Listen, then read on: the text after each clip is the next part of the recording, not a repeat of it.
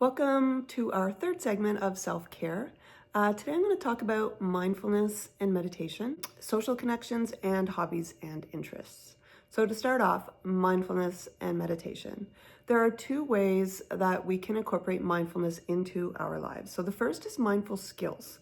Mindful skills incorporate, just describing, observing, just being present without judgment.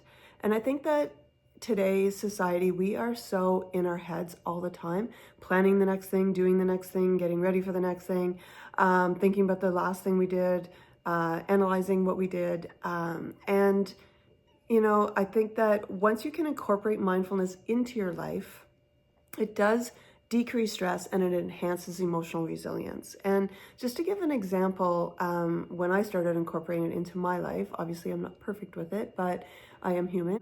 However, years back, one of my clients commented on how beautiful the flower pots and baskets in our downtown core of my beautiful small town are. And I looked at this client and I said, "We have flower pots and baskets downtown?" Oh, I didn't notice them. And this client looked at me with, "What are you even talking about?" And she said, "Christine, they're huge. They're beautiful. They've been there forever, for years." I didn't notice. So that night, because I actually walked my dog every morning or evening down that street, I thought, okay, I need to be more mindful. I'm going to take a look.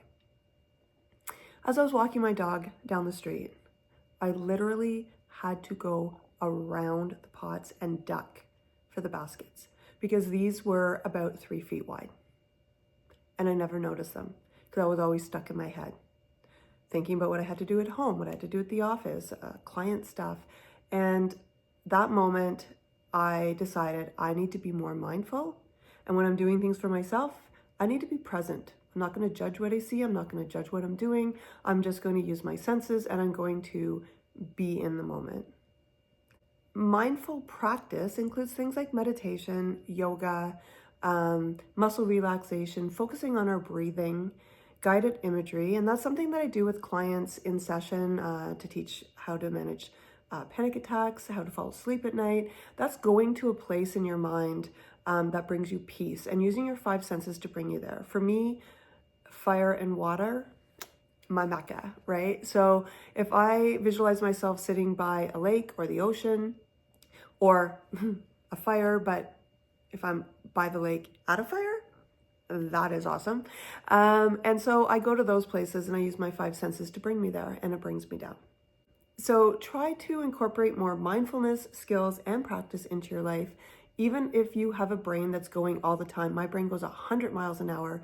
Meditation is difficult for me, but I have tried things, gong meditation and breath work, and I was able to do it. So I'm sure with the brain I have, you can do it too.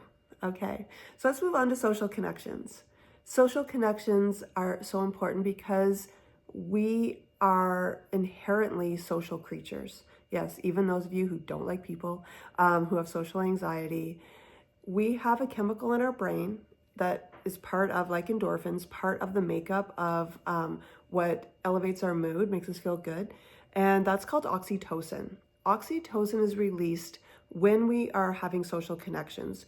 It makes us feel accepted and bonded. So when we seek out people, when we communicate with people face to face, most important, that chemical is released and it makes us feel good. It makes us feel accepted. I understand that not everybody is blessed to have large families or a significant friend group. You can get oxytocin release from saying hello to your neighbor, having a conversation with your neighbor, talking to the person at the checkout.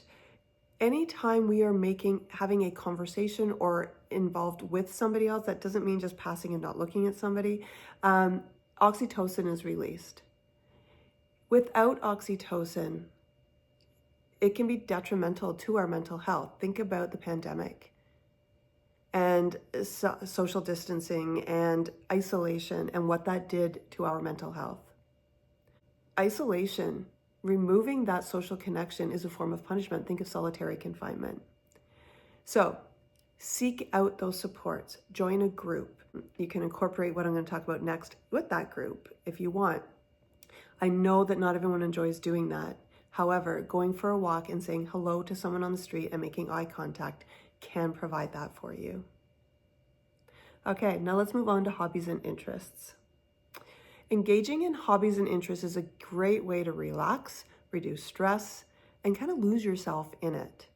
So what not many people know about me is I'm pretty crafty, and I don't just analyze all the time, although I do a lot, but I have a craft room in my basement, and it's a pretty significant craft room because I lose myself in doing my crafts, painting, or the different things I create.